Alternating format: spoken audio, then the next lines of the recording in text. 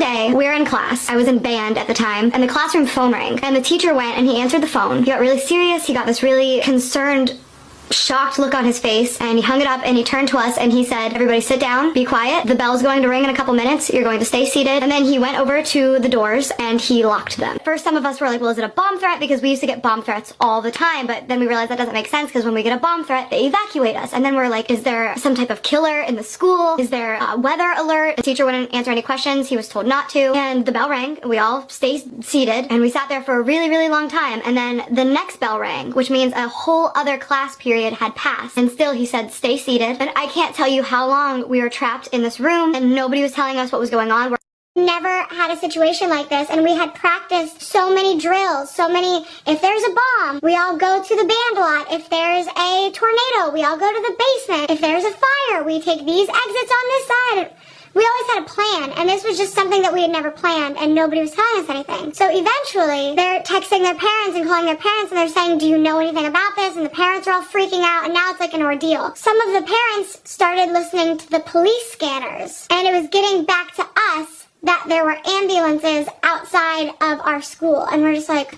And at this point, a lot of us are panicking because we think there's some type of shooter or something, because that makes sense. Like, okay, the doors are locked. They're telling us to be quiet. They're telling us not to move. They're telling us not to leave. There's ambulances outside. And finally, they just opened the doors and let us go. And they wouldn't tell us anything still. So we're just like, okay, we just sat in this classroom for like hours. There's ambulances outside of our school, and you're just gonna...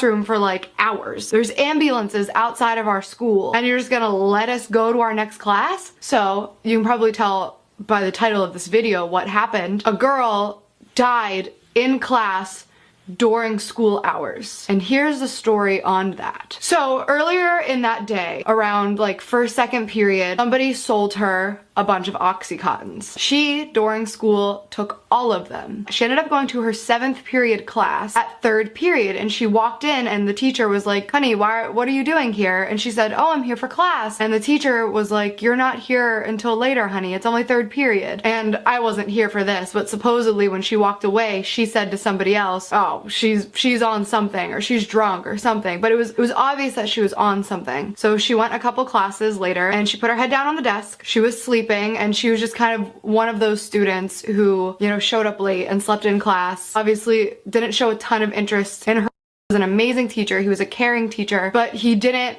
wake her up. For I don't know what reason it was. I don't know if he just thought, you know, you can only try so hard to make somebody interested in class. I don't know if he figured, you know what, she could really use the sleep, just let her nap. But that class was over and the bell rang and everybody got up, but she stayed seated laying on her desk like this with her head down, and she wasn't getting up. So somebody who was sitting next to her nudged her and was like, "Hey, wake up, class is over." And she didn't move, and then she nudged her a little harder to wake her up, and that is when her arm fell completely limp to the side of the desk. So obviously at this point, people start panicking. They roll her over and she is completely blue. I don't know how long she was out. I don't know how long she wasn't breathing, but she had completely OD'd and had not been receiving oxygen for enough time to turn her blue. That is when the ambulances were called. That is when the school was put on lockdown. She was taken out, obviously, and she died that day.